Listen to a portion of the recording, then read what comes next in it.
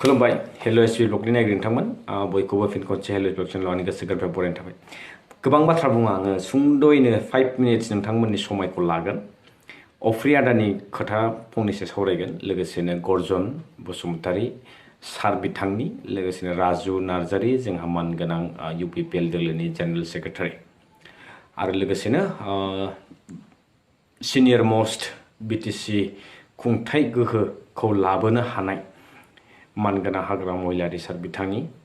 बिथांमोननि गेजेराव दा जिखुनु सावरायलायनाय मेडियानि गेजेरजों जि फोसावनाय बायदिसिना बाथ्रा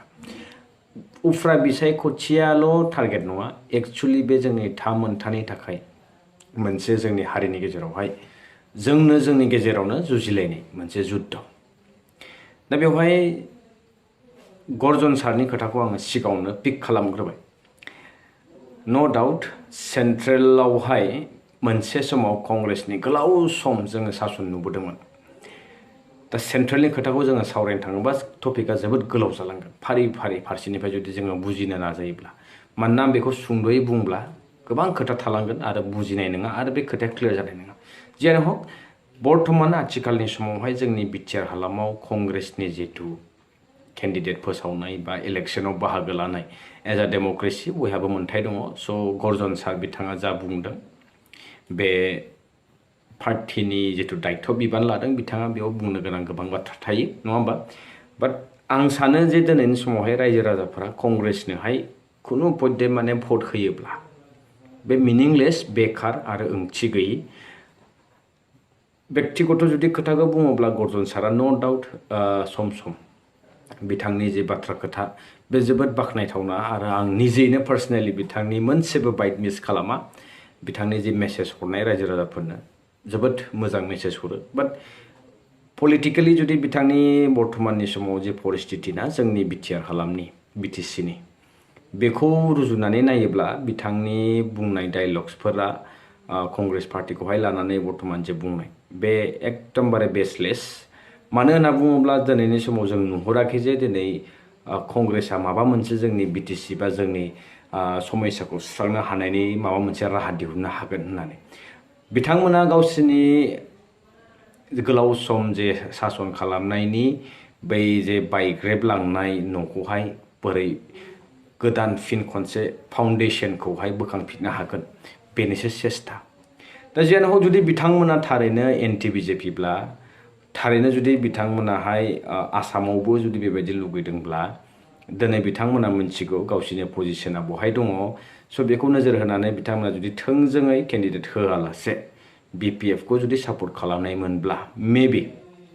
थांनाय पार्लियामेन्ट इलेक्शनावबो 100% देरहालांगौमोन, आरो बे उफ्रा बिसायख'थियावबो डेफिनेटलि बिथांमोना माबा मोनसे सापर्ट होनो हागौमोन एगेन्स्ट दि BJP जोंनि आसाम रायजोआवहाय।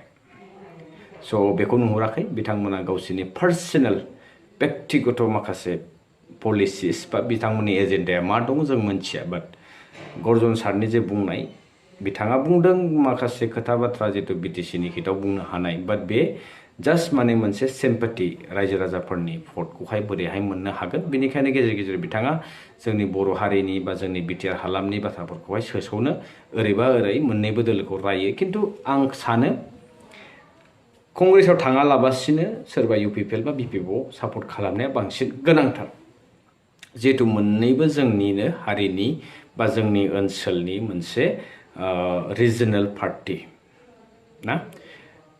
बाट बेनि गेजेराव राजु नार्जारी सार बुंनाय, जिहेतु बिथाङा हाग्रामा महिलारी सारखौहाय सिनियर मोस्ट दैदेनगिरि आरो सासन जोंनि पलिटिक्स जोंनि गेजेरावहाय लाबोनानै दिनै बिटिआर BTCखौहाय बोरै सामलायबोनाय, पलिटिक्सखौहाय जोंनि BTCआव बोरै लाबोजेननाय, बे मोन्थायखौ लाबोनानै दिनै बिथाङा दिनै बयखौबो पलिटिक्स खालामनो हानायनि मोनसे खाबु होदों। स' अल क्रेडिट ग'ज टु जोंहा हाग्रामा महिलारी सार, नङा होमबा? दिनै सोरबा राजु नार्जारी, सोरबा प्रमोद बर' बिथां, सोरबा UG ब्रह्म, सोरबा बिश्वजित दैमारी, जियानो हक बयबो बे BTCनिफ्रायसो बयबो बे खाबुखौ मोनदों। स' आल्टिमेटलि सोरखौ जों बाख्नायथावना, नङा होमबा? दिनै जोङो होसिख्राव ससियेल मिडियानि गेजेरजोंबाबो, निउस मिडियानि गेजेरजोंब्लाबो, बा पाब्लिक मिटिंसफोरावहाय, प्रेस मिटफोरावहाय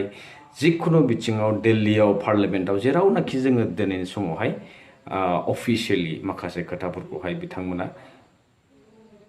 रायजो राजानि प्रतिनिधि हिसाबै दिनै जे बुंनो हानाय मोन्थाय बा गोहोखौ मोनदों बेखौ सोर लाबोआ नङा होमबा सेक्रिफाइसेसआ बयबो खालामदों बेलेग बेलेग फेसेसआव बेलेग बेलेग स्टेजेसआव नाथाय जोङो नुबाय दिनै स्ट्रं मोनसे पजिशनखौ हल्ड खालामदोंमोन वान एन्ड अनलि जोङो बाख्नायनांगोन नायनो बाब्लाबो खोनासंनो भाब्लाबो बिथांनि बुंनायखौ जोङो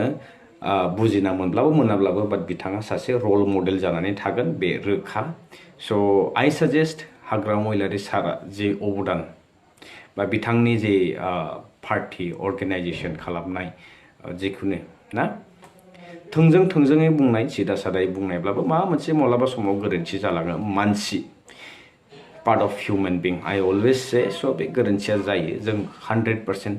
पारफेक्ट नङा बाट राजु नार्जारी सारा जितु बुंदों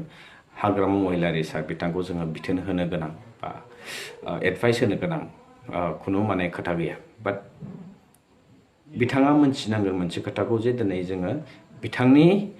जितु पलिटिक्सखौहाय फार्स्ट टाइम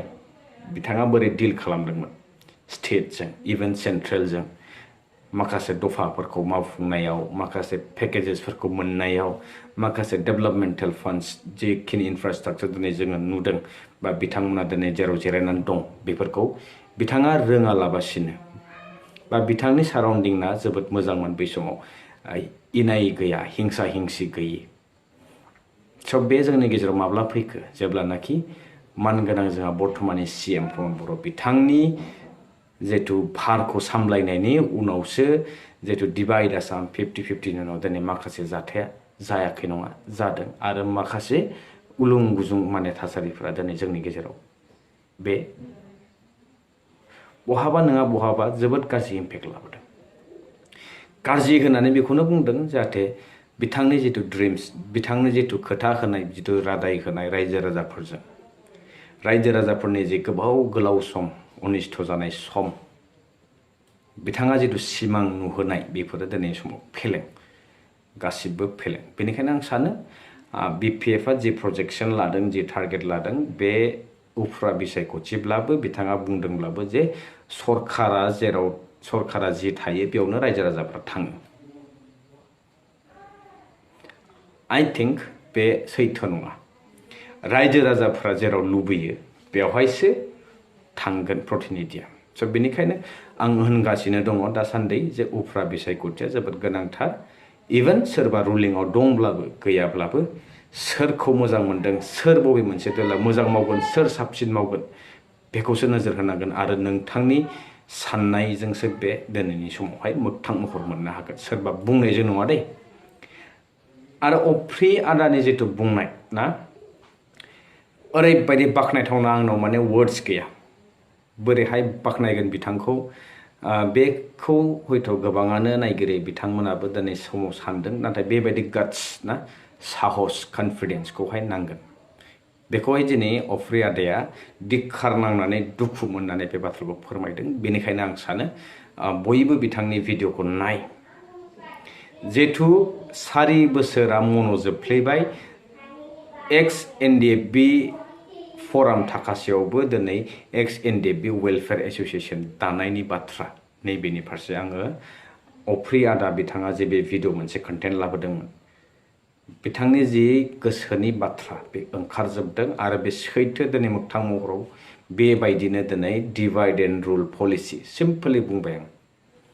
गोलाव समनिफ्राय दिनै जोंनि भारत हादराव ब्रिटिशआ बे सिस्टेमखौ लाबोग्रोदोंमोन आरो बे दिनै जोंनि जोंनि BTCआवबो बे दिनै समाव आमोल जाबाय माने बेखौ पलिसिखौ आदप्ट खालामनानै दिनै मानगोनां जोंहा प्रमद बर' सारा जोंनि गेजेराव मोनसेल' जोंनि जाथिनि हान्जा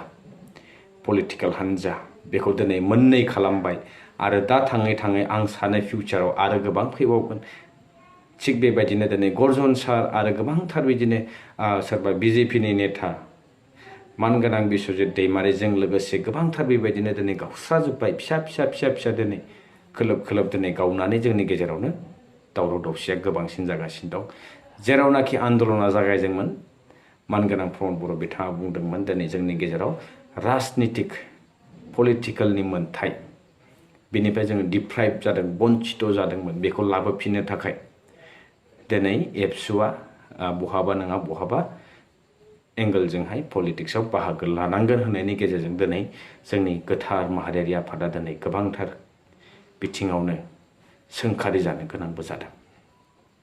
स' बेफोरनो आरो बेनि बागै गाबोन गुवारै सावरायबावगोन आं नोंथांमोनजोंहाय स्पस्थ'यै सावरायबावगोन स' दिनैनि थाखाय नैबेसेयानो आरो नोंथांमोना नैबेनि फारसे मा बुंनो सानो प्लिज कमेन्ट बक्सआवहाय कमेन्ट खालामहरनो दाबाव लोगो मोनसिगोन नोंथांमोनजों नेक्स्ट भिडिअ टिल देन स्टे टिउन बाय बाय